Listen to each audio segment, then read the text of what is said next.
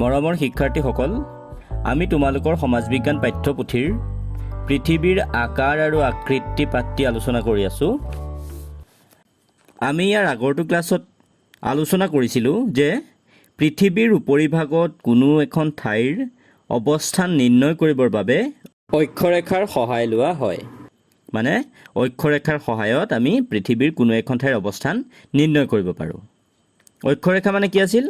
যে বিষুৱ ৰেখাৰ সমান্তৰালকৈ পূবা পশ্চিমাকৈ কল্পনা কৰি লোৱা ৰেখাবোৰে হৈছে অক্ষৰেখা।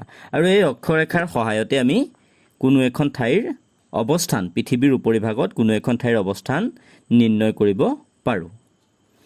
কিন্তু অকল অক্ষৰেখাৰ সহায়তে কোনো এখন ঠাইৰ প্ৰকৃত যিটো অৱস্থান, সেই অৱস্থানটো নিৰ্ণয় কৰাৰ ক্ষেত্ৰত অসুবিধাৰ সৃষ্টি হ'ব পাৰে। মানে পৃথিৱীৰ উপৰিভাগত কোনো এখন ঠাইৰ অৱস্থান নিৰ্ণয় কৰিবৰ বাবে অকল অক্ষৰেখাৰ সহায়তে আমি প্ৰকৃততে সেই ঠাইখনৰ স্থান নিৰ্ণয় কৰিব নোৱাৰোঁ। এতিয়া তোমালোকে এই চিত্ৰটোলৈ মন কৰাচোন। এই চিত্ৰটোত এইসমূহ হৈছে অক্ষৰেখা, আৰু এই অক্ষৰেখা যিডাল 23.5 ডিগ্ৰী উত্তৰ অক্ষাংশ, সেই অক্ষৰেখাডালত এইখন এখন ঠাই এ, এইখন এখন ঠাই বি। এতিয়া সেই একেডাল অক্ষৰেখাতে আমি দুখন ঠাই পালোঁ। এতিয়া যদি কোৱা হয় এই ঠাইখন ক'ত অৱস্থিত, আমি ক'ম 23.5 ডিগ্ৰী উত্তৰ অক্ষাংশত, আৰু বি ঠাইখনো 23.5 ডিগ্ৰী উত্তৰ অক্ষাংশতে অৱস্থিত। গতিকে আমি সেই একেডাল অক্ষৰেখাতে অৱস্থিত হৈ থকা এই ঠাই দুখনৰ অৱস্থান কেৱল অক্ষাংশৰ জৰিয়তে, কেৱল অক্ষৰেখাৰ সহায়তে নিৰ্ণয় কৰাত অসুবিধা আহি পৰিছে, হয়নে? এতিয়া উদাহৰণ হিচাপে তোমালোকে ঝাৰখণ্ডৰ হাজাৰিবাগ নামৰ যিখন ঠাই আৰু মধ্যপ্ৰদেশৰ যিখন ৰাজগড় নামৰ ঠাই, সেই ঠাই দুখন একে অক্ষাংশতে আছে, একেডাল অক্ষৰেখাতে আছে। প্ৰায় 24 ডিগ্ৰী উত্তৰ অক্ষাংশতে সেই ঠাই দুখন, ঝাৰখণ্ডৰ হাজাৰিবাগ আৰু মধ্যপ্ৰদেশৰ ৰাজগড়, সেই ঠাই দুখন অৱস্থিত।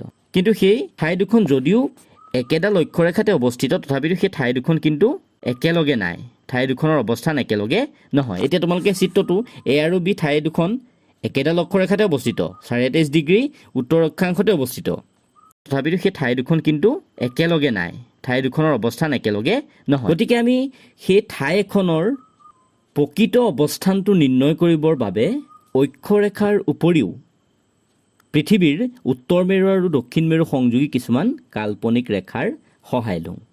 মানে কোনো এখন ঠাইৰ প্ৰকৃত অৱস্থান নিৰ্ণয় কৰিবৰ বাবে আমি অক্ষৰেখাৰ উপৰিও উত্তৰ মেৰু, পৃথিৱীৰ উত্তৰ মেৰু আৰু দক্ষিণ মেৰু সংযোগ কৰি কিছুমান কাল্পনিক ৰেখাৰ সহায় লওঁ। আৰু সেই ৰেখাবোৰক কোৱা হয় দ্ৰাঘিমা ৰেখা। সেই ৰেখাবোৰক দ্ৰাঘিমা ৰেখা বুলি কোৱা হয়। মানে দ্ৰাঘিমা ৰেখা কি? যে পৃথিৱীৰ উত্তৰ মেৰু আৰু দক্ষিণ মেৰু সংযোগী কাল্পনিক ৰেখাসমূহেই হৈছে দ্ৰাঘিমা ৰেখা। পৃথিৱীৰ উত্তৰ মেৰু আৰু দক্ষিণ মেৰু সংযোগী কাল্পনিক ৰেখাবোৰেই হৈছে দ্ৰাঘিমা ৰেখা। এই দ্ৰাঘিমা ৰেখাৰ মান বা জোখক দ্ৰাঘিমাংশ বুলি কোৱা হয়। দ্ৰাঘিমা ৰেখাৰ মান বা জোখক দ্ৰাঘিমাংশ বুলি কোৱা হয়। আৰু দ্ৰাঘিমা ৰেখাসমূহ ডিগ্ৰীৰে জুখি উলিওৱা হয়। যেনেদৰে অক্ষৰেখাসমূহ ডিগ্ৰীৰে জুখি উলিয়াইছিলোঁ, ঠিক তেনেধৰণে দ্ৰাঘিমা ৰেখাসমূহো ডিগ্ৰীৰে জুখি উলিওৱা হয়। এতিয়া এই চিত্ৰটোলৈ মন কৰাচোন। প্ৰতিডাল দ্ৰাঘিমা ৰেখাই হৈছে একোটা অৰ্ধবৃত্ত। প্ৰতিডাল দ্ৰাঘিমা ৰেখাই একোটা অৰ্ধবৃত্ত। আৰু এই দ্ৰাঘিমা ৰেখাসমূহৰ মাজৰ দূৰত্ব বিষুৱৰ পৰা ক্ৰমান্বয়ে কমি গৈ থাকে, গম পাইছানে? এই দ্ৰাঘিমা ৰেখাসমূহৰ মাজৰ যি দূৰত্ব, সেয়া বিষুৱৰ পৰা ক্ৰমান্বয়ে কমি গৈ থাকে আৰু দুই মেৰুত একেলগ হৈ গৈ। এইখিনি চোৱাচোন, বিষুৱ ৰেখাৰ ওচৰত দ্ৰাঘিমা ৰেখাৰ দূৰত্বটো বেছি হৈ আছে আৰু ক্ৰমান্বয়ে সি ওপৰলৈ বা তললৈ, মানে মেৰুৰ ফালে গৈ কমি কমি গৈ মেৰুত একেলগ হৈছেগৈ। এতিয়া এই দ্ৰাঘিমা ৰেখাসমূহ গণনাৰ সুবিধাৰ বাবে এডাল মুখ্য দ্ৰাঘিমা ৰেখা হিচাপে নামাকৰণ কৰি লোৱা হৈছে। মানে এডাল মুখ্য দ্ৰাঘিমা ৰেখা কল্পনা কৰি লোৱা হৈছে, আৰু সেই মুখ্য দ্ৰাঘিমা ৰেখাডালৰ পৰাই বাকী দ্ৰাঘিমা ৰেখাসমূহৰ গণনা আৰম্ভ কৰা হৈছে। এই দ্ৰাঘিমা ৰেখাসমূহৰ গণনাৰ সুবিধাৰ বাবে কি কৰা হৈছে, লণ্ডন চহৰৰ কাষৰ যিটো গ্ৰীণউইচ মান মন্দিৰ, সেই গ্ৰীণউইচ মান মন্দিৰৰ ওপৰেৰে এডাল দ্ৰাঘিমা ৰেখা কল্পনা কৰি লোৱা হৈছে আৰু সেই দ্ৰাঘিমা ৰেখাডালকে মুখ্য দ্ৰাঘিমা ৰেখা হিচাপে নামাকৰণ কৰা হৈছে। সেই মুখ্য দ্ৰাঘিমা ৰেখাৰ ডালৰ পৰাই বাকী দ্ৰাঘিমা ৰেখাসমূহৰ গণনা আৰম্ভ কৰা হৈছে। এই যিডাল মুখ্য দ্ৰাঘিমা ৰেখা, এই মুখ্য দ্ৰাঘিমা ৰেখাডালৰ মান হৈছে 0 ডিগ্ৰী দ্ৰাঘিমাংশ আৰু সেই 0 ডিগ্ৰী দ্ৰাঘিমাংশ মান ধৰি লৈ পূবলৈ 180 ডিগ্ৰী আৰু পশ্চিমলৈ 180 ডিগ্ৰী গণনা কৰা হৈছে। গতিকে 1 ডিগ্ৰী ব্যৱধানত সমগ্ৰ পৃথিৱীতে 360ডাল দ্ৰাঘিমা ৰেখা কল্পনা কৰা হৈছে। মুখ্য দ্ৰাঘিমা ৰেখা আৰু 180 ডিগ্ৰী দ্ৰাঘিমা ৰেখাই আমাৰ পৃথিৱীখনক কি কৰিছে? উত্তৰা দক্ষিণাকৈ সমানে দুটা ভাগত ভাগ কৰিছে। যেনেকৈ আমাৰ বিষুৱ ৰেখাডালে পৃথিৱীখনক কি কৰিছিল? সমানে দুটা ভাগত ভাগ কৰিছিল। ঠিক তেনেধৰণে মুখ্য দ্ৰাঘিমা ৰেখা আৰু 180 ডিগ্ৰী দ্ৰাঘিমা ৰেখাই আমাৰ পৃথিৱীখনক উত্তৰা দক্ষিণাকৈ সমানে দুভাগ কৰিছে। সেয়েহে যিডাল মুখ্য দ্ৰাঘিমা ৰেখা, সেই মুখ্য দ্ৰাঘিমা ৰেখাৰ পূবৰ এখন ঠাইৰ দ্ৰাঘিমাংশৰ পিছত পূব আৰু পশ্চিমৰ এখন ঠাইৰ দ্ৰাঘিমাংশৰ পিছত পশ্চিম লিখি সেই ঠাইখনৰ অৱস্থিতিটো বুজোৱা হয়। মানে মুখ্য দ্ৰাঘিমা ৰেখাডালৰ পূবফালে থকা ঠাই এখনৰ অৱস্থান বুজিবলৈ আমি কি কৰিম? পূব দ্ৰাঘিমাংশ বুলি ক'ম আৰু সেই মুখ্য দ্ৰাঘিমা ৰেখাডালৰ পশ্চিমফালে থকা এখন ঠাই বুজাবলৈ আমি কি কৰিম? পশ্চিম দ্ৰাঘিমাংশ বুলি ব্যৱহাৰ কৰিম।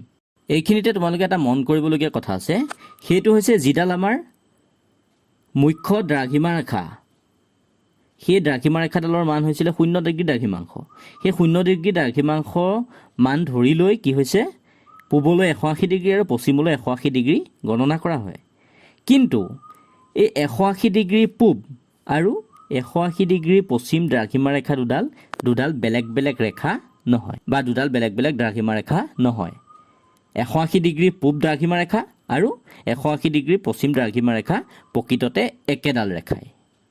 গম পাইছানে? 180 ডিগ্ৰী পূব আৰু 180 ডিগ্ৰী পশ্চিম দ্ৰাঘিমা ৰেখা দুডাল প্ৰকৃততে এডাল ৰেখাই।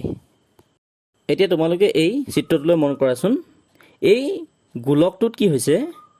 পূবা পশ্চিমাকৈ অক্ষৰেখা আৰু উত্তৰা দক্ষিণাকৈ দ্ৰাঘিমা ৰেখাসমূহ অংকন কৰা আছে। ইয়াত কি হৈছে? অক্ষৰেখা আৰু দ্ৰাঘিমা ৰেখাই পৰস্পৰক কটাকটি কৰিছে। মানে প্ৰতিডাল অক্ষৰেখাই প্ৰতিডাল দ্ৰাঘিমা ৰেখা কাটিছে আৰু প্ৰতিডাল দ্ৰাঘিমা ৰেখাই প্ৰতিডাল অক্ষৰেখা কাটিছে। আৰু সেই অক্ষৰেখা আৰু দ্ৰাঘিমা ৰেখাই এখন জালিকাৰ সৃষ্টি কৰিছে। এতিয়া অক্ষৰেখা আৰু দ্ৰাঘিমা ৰেখাৰ সহায়ত কোনো এখন স্থানৰ অৱস্থান আমি কেনেকৈ নিৰ্ণয় কৰিম সেইটো আমি চাম। এই চিত্ৰটোলৈ মন কৰাচোন। এই চিত্ৰটোত কি হৈছে? দ্ৰাঘিমা ৰেখা আৰু অক্ষৰেখাই কটাকটি কৰিছে, হয়নে? ইয়াত যিসমূহ থিয়কৈ ৰেখা অঁকা হৈছে সেইবোৰ হৈছে দ্ৰাঘিমা ৰেখা আৰু পথালিকৈ যিসমূহ অঁকা হৈছে সেইবোৰ হৈছে অক্ষৰেখা। এতিয়া এই থিয় ৰেখাবোৰক আমি পূব দ্ৰাঘিমাংশ বুলি ধৰিম আৰু পথালি ৰেখাসমূহক আমি উত্তৰ অক্ষাংশ বুলি ধৰিম। চোৱাচোন কি কি পালোঁ আমি? 55 ডিগ্ৰী উত্তৰ অক্ষাংশ, 60 ডিগ্ৰী উত্তৰ অক্ষাংশ, 65 ডিগ্ৰী উত্তৰ অক্ষাংশ আৰু 70 ডিগ্ৰী উত্তৰ অক্ষাংশ। ঠিক একেদৰে 20 ডিগ্ৰী পূব দ্ৰাঘিমাংশ, 25 ডিগ্ৰী পূব দ্ৰাঘিমাংশ, 30 ডিগ্ৰী পূব দ্ৰাঘিমাংশ আৰু 35 ডিগ্ৰী পূব দ্ৰাঘিমাংশ। এতিয়া ইয়াত কেইটামান স্থান নামাকৰণ কৰি দিয়া হৈ আছে। চোৱাচোন এই ক ঠাইখনৰ অৱস্থানটো আমি কেনেকৈ চাম? ক ঠাইখন কি হৈছে? 70 ডিগ্ৰী উত্তৰ অক্ষাংশ আৰু 25 ডিগ্ৰী পূব দ্ৰাঘিমাংশত অৱস্থিত হৈ আছে। মানে 70 ডিগ্ৰী উত্তৰ অক্ষৰেখাডাল আৰু 25 ডিগ্ৰী পূব দ্ৰাঘিমা ৰেখাডাল, সেই ৰেখা দুডালে কটাকটি কৰিছে। গতিকে এই ক ঠাইখনৰ অৱস্থানটো কি হ'ব? যে 70 ডিগ্ৰী উত্তৰ অক্ষাংশ আৰু 25 ডিগ্ৰী পূব দ্ৰাঘিমাংশ। ঠিক একেদৰে এই খ নম্বৰ ঠাইখনত কি হৈছে? 65 ডিগ্ৰী উত্তৰ অক্ষাংশ আৰু 30 ডিগ্ৰী পূব দ্ৰাঘিমাংশ। একেদৰে গ ঠাইখনৰ অৱস্থানটো কি হ'ব? 60 ডিগ্ৰী উত্তৰ অক্ষাংশ আৰু 20 ডিগ্ৰী পূব দ্ৰাঘিমাংশ। এনেদৰেই অক্ষাংশ আৰু দ্ৰাঘিমাংশৰ সহায়ত পৃথিৱীৰ যিকোনো স্থানৰ অৱস্থান নিৰ্ণয় কৰিব পাৰি। গতিকে আমি গম পালোঁ যে অক্ষৰেখা আৰু দ্ৰাঘিমা ৰেখাৰ সহায়ত পৃথিৱীৰ উপৰিভাগত যিকোনো স্থানৰ অৱস্থান আমি নিৰ্ণয় কৰিব পাৰোঁ। আজি তোমালোকৰ সমাজ বিজ্ঞান পাঠ্যপুথিৰ ভূগোল খণ্ডৰ পৃথিৱীৰ আকাৰ আৰু আকৃতি পাঠটি আলোচনা কৰি শেষ হৈছে। এই পাঠটোৰ যদি কিবা অংশ বুজিবলৈ থাকি গ'ল তেনেহ'লে মোক জনাবা, আমি আকৌ এবাৰ সেই অংশটো আলোচনা কৰিম। এতিয়া তোমালোকে এই অনুশীলনীৰ প্ৰশ্নসমূহ নিজৰ নিজৰ বহীত কৰিবা।